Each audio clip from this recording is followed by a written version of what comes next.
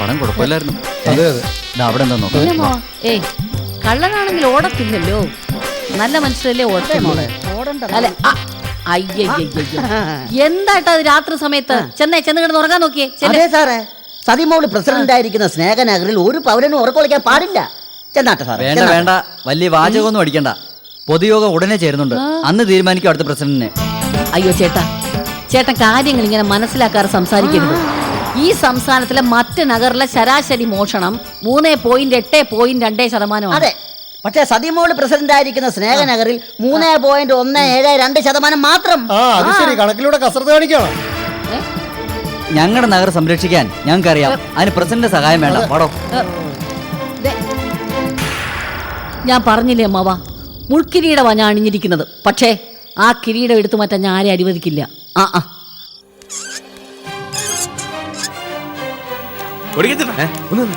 എന്ത് സോണ പിന്നെ നമ്മൾ തമ്മിൽ ഉടക്കാണേ. എന്തിനാ ഉടക്കുന്ന? ചുമ്മാ അഡ്ജസ്റ്റ്മെന്റ്.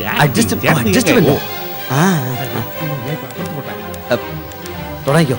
സ്വന്തം വീടടച്ചിട്ട് അന്യ വീട്ടിൽ പോയി താമസിക്കുന്നവരൊക്കെ ഈ നാട്ടിൽ ആരോടിക്കും എന്ന് ഞാൻ ഓടിക്കും. നീ വാ ഓടിക്കാം. എന്ത് വന്നാ ഇത് വരട്ടണം. സുഗുണ വേണ്ട സുഗുണ.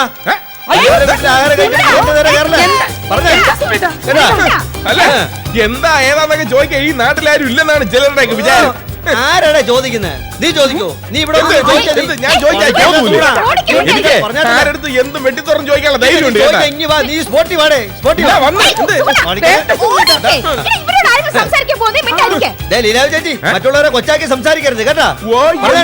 എങ്ങനെ നോക്ക്, ലോകത്ത് ബാക്കി ആരെ കുറിച്ച് സംസാരിച്ചാലും ഞാൻ സഹിക്കും. പക്ഷെ എന്റെ ചേട്ടത്തിയെ കുറിച്ച് വല്ലതും പറഞ്ഞാണല്ലോ. മാത്രമാണ് ചേട്ടത്തിയമ്മ, ബാക്കി എല്ലാവരും കൂടെ ചേട്ടത്തിയമ്മ. പലർക്കും കാണുമായിരിക്കും, പക്ഷെ ഇതുപോലെ ചേട്ടത്തിയമ്മ മറ്റാർക്കും കാണുന്നില്ല. പൂതനാണ് പൂതന. ദേവതയാണെങ്കിൽ ചിറക് വെച്ച് മേപ്പോട്ട് പറക്കാൻ പറയാം.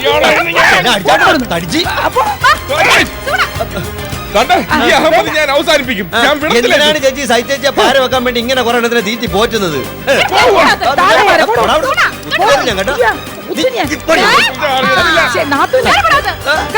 എന്റെ വീടിന് മുമ്പിലാണ് നിൽക്കുന്നത്, എനിക്ക് ഇഷ്ടമുള്ള കയറി കളിക്കരുത് കേട്ടാ. എനിക്ക് സൗകര്യമില്ല ഇപ്പൊ.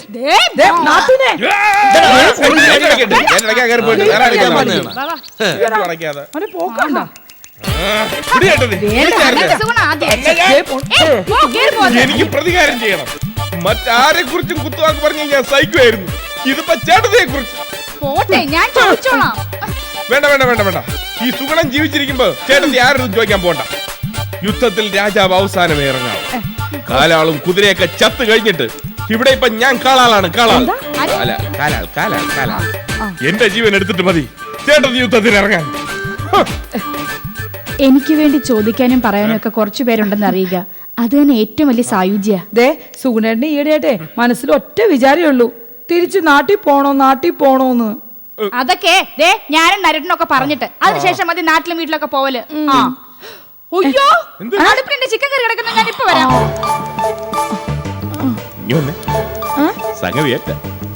എന്താ വടക്ക് നാടകം ഏറ്റാന്ന്? അപ്പൊ നാടകമായിരുന്നു. എനിക്ക് തോന്നി എന്തോ കള്ളക്കളി ഇല്ലേന്ന്. എടി രാഷ്ട്രീയത്തിൽ ഇതുപോലെയല്ല. പ്രസ്താവനകൾ വഴി വിമർശിക്കുന്ന കാണുമ്പോ ജനം വിചാരിക്കും അന്തം വിട്ട ഉടക്കാണെന്ന്. പക്ഷെ യഥാർത്ഥത്തിൽ തോളിൽ കയറ്റി നടക്കുന്ന മച്ചാനുമാണെന്ന് ഉടക്കുന്നവർക്കേ അറിയാവൂ. എന്നാലും അപാര ബുദ്ധി തന്നെ. നീയോ ആള് മോശം അല്ല. അല്ല അത് പിന്നെ ഓടിക്കരുത് ഉടക്കണമെന്ന് പറയായിരുന്നു നമ്മൾ രണ്ടുപേരും.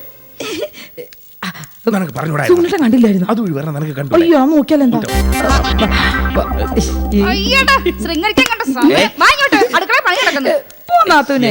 ചുമ്മാ വില പോയി. ഒരാള് ഭരണപക്ഷം, മറ്റൊരാള് പ്രതിപക്ഷം. പക്ഷെ രണ്ടു വശത്ത് നിൽക്കുന്നവർക്കല്ല, നടുക്ക് നിൽക്കുന്നവർക്കാണ് ശക്തി എന്ന് അവരറിയുന്നില്ല. അത് ശരിയാണ്. ഇന്നലെ നമ്മൾ ഉടക്കിയില്ലേ? സത്യം പറഞ്ഞ ഒരു നിമിഷം ഞാനൊന്ന് പതറിപ്പോയി. യഥാർത്ഥ ഉടക്ക് പോലെ തെറ്റിദ്ധരിച്ചില്ലേ ഞാൻ? തെറ്റിദ്ധരിപ്പിക്കണമെന്ന് യഥാർത്ഥ ഉടക്കായിട്ട് തന്നെ തെറ്റിദ്ധരിപ്പിക്കണം. ഈ കണ്ടു നിൽക്കുന്നവരുടെ കണ്ണില് മണ്ണിടണം. അടുത്ത ഉടക്കിന് നമുക്ക് ചെറുതായിട്ടൊരു തല്ല് കടത്തിയാലോ?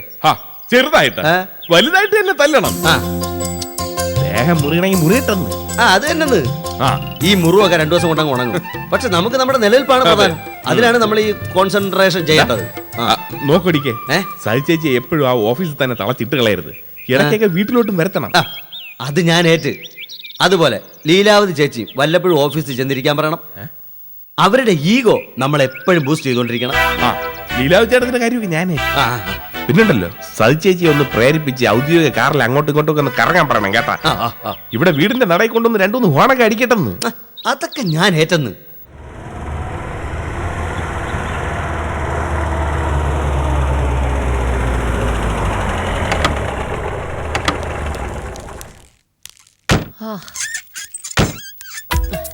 വാ മോളെ. ചേച്ചി ഒരു ചായ എടുക്കണം. ഒഫീഷ്യൽ കാറിൽ ഇരുന്നിരുന്ന് ഭയങ്കര ക്ഷീണം. എനിക്കും ഭയങ്കര ക്ഷീണം. കുട്ടി എനിക്കൊരു ചായ. ശ്ശോ. ഹോ. നമുക്ക് സ്വന്തമായി ഉപയോഗിക്കാൻ 2 വീട് കിട്ടുക മുജ്ജന്മ പുണ്യമാണ് ചേച്ചി, മുജ്ജന്മ പുണ്യമാണ്. അയ്യോ ചേച്ചി എന്തിനാ പേടിക്കുന്നത്? കുട്ടി കുട്ടി ഇപ്പൊ ഭരണപക്ഷത്തിന്റെ ആളാ. ആരുടെ മുമ്പിലും മുട്ടുമടക്കാതെ നടുവളക്കാതെ നിക്കണം. വാ മോളെ വാ. വരൂ. ഞാൻ പിന്നെ വരെ കുഞ്ഞു വെക്കും. വരണം. കാർ കാണുമ്പോ തന്നെ ദേഷ്യം വരണം. അങ്ങനെ ദേഷ്യം വന്നാലേ കാർ എടുക്കാനുള്ള ദ്വര ഉണ്ടാവും.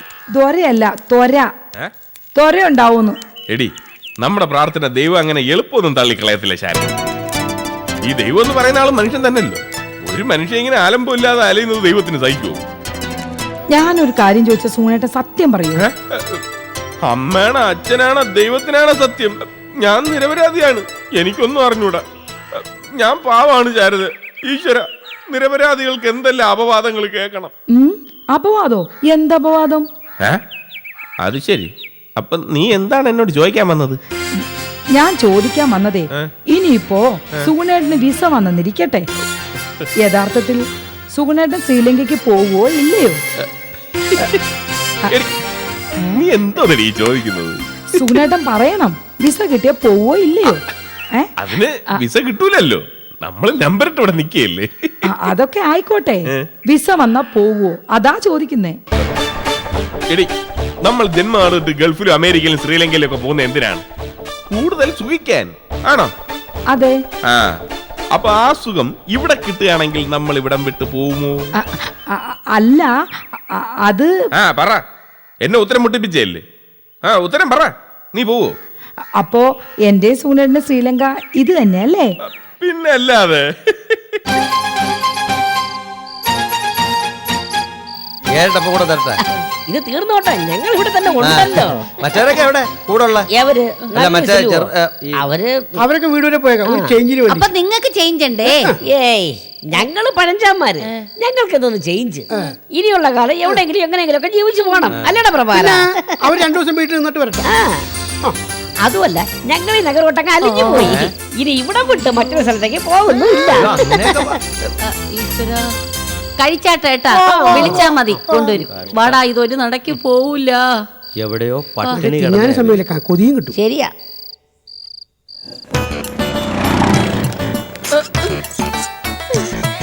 സതികുഞ്ഞേ, സതികുഞ്ഞേ, സതികുഞ്ഞേ, സതികുഞ്ഞേ, സതികുഞ്ഞേ, സതികുഞ്ഞേ. എന്താ കുട്ടി, എന്താ പ്രശ്നം? പ്രശ്നമെന്ന് വെച്ചാ വലിയ പ്രശ്നം തന്നെയാണ്. ആരടാ കുട്ടിയോട് അനാവശ്യം പറഞ്ഞത്? ആരടാ കുട്ടിയോട് അവൻ മര്യാദയെ പെരുമാറിയത്? അമ്മാവാ, ഒന്ന് പിടയ്ക്കാതിരിക്കണം. കാള പെറ്റൊന്ന് കേൾക്കണതിന് മുമ്പ് കയറും എടുത്ത് ചാടാതിരിക്കണം. സംഗതി എന്താണെന്ന് വെച്ചാ, എന്റെ ഒരു അനന്തരവനെ പോലീസ് പിടിച്ചു. അത് ശരി, കുട്ടിയുടെ അനന്തരവനെ പോലീസ് പിടിക്കുന്നു. ഏത് പോലീസുകാരനാ കുട്ടിയുടെ അനന്തരവനെ തൊടാൻ ധൈര്യം കാണിച്ചത്? ചോദിച്ചിട്ട് തന്നെ ബാക്കി കാര്യം. നിക്കണോ അമ്മാവാ? അവൻ ഒൻവേ കൂടെ വണ്ടി ഓടിച്ചു. അറിയാലോ ഇവിടുത്തെ ഒൻവേ അങ്ങോട്ട് മാത്രമേ ഓടിക്കാവൂ, ഇങ്ങോട്ട് പറ്റൂല. അത് സാധാരണക്കാർക്ക്. ഇതിപ്പോ കുട്ടിയുടെ അനന്തരവനല്ലയോ? കുട്ടിയുടെ അനന്തരവൻ ഏത് ദിശയിലേക്കും വണ്ടി ഓടിക്കും. അയ്യോ, ഇങ്ങനെ എന്തോന്ന് കിടന്നോണ്ട് ചാടണത്? അമ്മാവാ, ഞാൻ പറയണത് മുഴുവൻ ഒന്ന് കേക്കണം. അവൻ ഇപ്പൊ പോലീസ് കസ്റ്റഡിയിൽ. അവനെ ഒന്ന് വിടിയിക്കണം, കസ്റ്റഡിയിൽ നിന്ന് വിടിയിക്കണം. വിടിവിക്കും, ഞാൻ വിടിവിക്കും. അല്ലേ അമ്മാവാ? അമ്മാവോ, അമ്മാവാ, പറയണ കേക്ക്. അനന്തരവനെ തൊടാൻ ഏത് പോലീസുകാരനാ ധൈര്യം വന്നെന്ന് എനിക്ക് അറിയണമല്ലോ. എന്താ പ്രശ്നം? എന്താ? എന്റെ അനന്തരവനെ പോലീസ് പിടിച്ചു, ഒൻവേ കൂടെ വണ്ടി ഓടിച്ചേ. അറിയണമല്ലോ. കുട്ടിയുടെ അനന്തരവനെ തൊടാൻ ഏത് പോലീസുകാരനാ ധൈര്യം വന്നെന്ന് എനിക്ക് അറിയണമല്ലോ. കേസാക്കിയ കേസാക്കിയില്ല. കേസാക്കുന്നതിന് മുമ്പ് ആരെങ്കിലും ഇടപെടണം. ആരെങ്കിലും ഇടപെടേണ്ടവർ എന്നെ ഇടപെടും. വാ. അറിയണമല്ലോ. വാ വാ വാ. ഛെ. അല്ല ഞാനിപ്പോ പോലീസ് സ്റ്റേഷനിലേക്ക് വിളിച്ചു പറയാൻ പറഞ്ഞ അത് മോശമല്ലേടാ ഒരിക്കേ. ഇതാ എനിക്ക് ദേഷ്യം വരുന്നത്. ചേച്ചി ചേച്ചി ഒരു നഗറിന്റെ പ്രസിഡന്റ് ആണ്. നഗറിന്റെ പ്രസിഡന്റ് ഒരു പ്രസിഡന്റ് വിളിച്ച് പറഞ്ഞിട്ട് പോലീസുകാർ കേട്ടില്ലെന്ന് പറഞ്ഞ അല്ലെങ്കിൽ പ്രസിഡന്റ് എന്ന് പറഞ്ഞിട്ട് കാര്യം എന്തര്? ഒരു നേതാവാകുന്നത് ശുപാർശ നടത്തുമ്പോഴാണ്. തങ്ങൾക്ക് വേണ്ടി നിൽക്കാൻ നേതാവുണ്ടെന്നുള്ള ബോധം അണികൾക്ക് ആത്മവിശ്വാസം തോന്നും. അല്ല എന്നാലും ഇതിപ്പോ DYSP എടുത്തിരിക്കുന്ന കേസാ.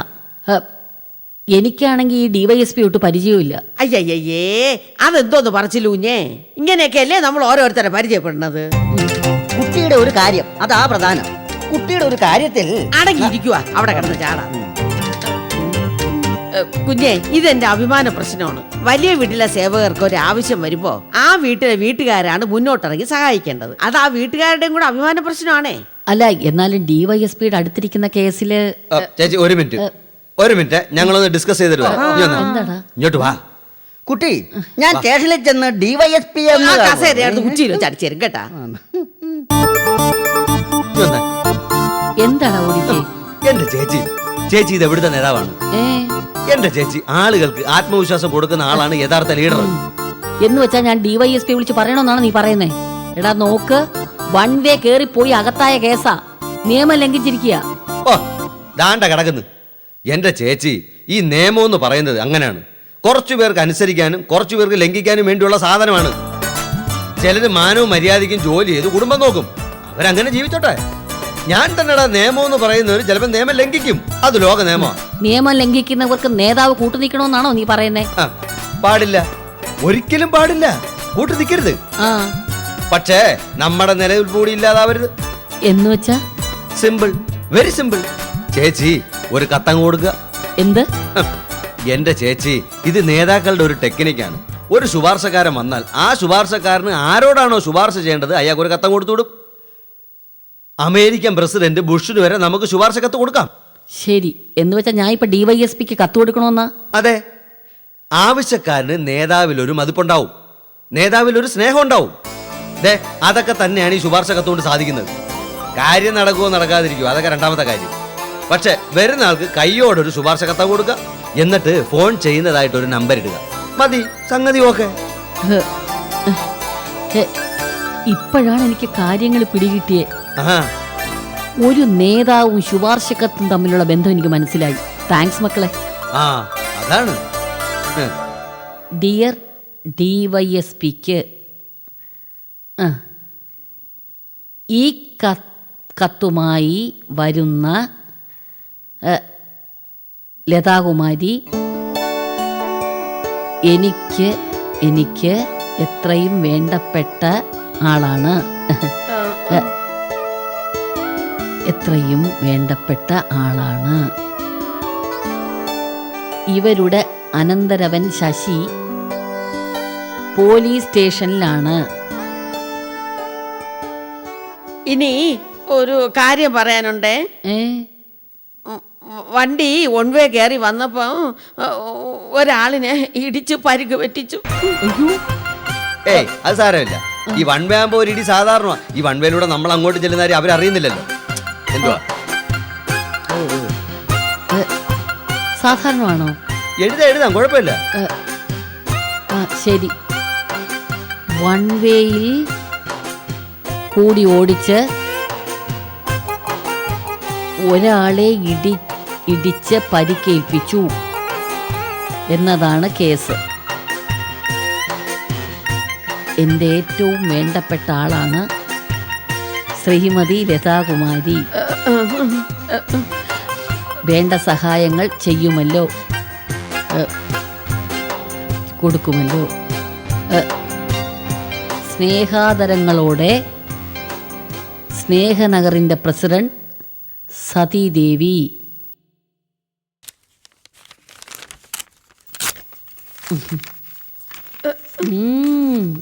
ചേച്ചി തൃപ്തിയായല്ലോ, സമാധാനമായേ? എന്ത്? ഞാൻ അറിഞ്ഞില്ല എന്നോട് ഇത്രയും സ്നേഹം ഉണ്ടെന്ന്. അപ്പൊ ഞാൻ നേരെ സ്റ്റേഷനിലേക്ക് പോട്ടെ. ശരി. ഓ, ഞാനും വരാം കുട്ടി. ഞാനും വരാം.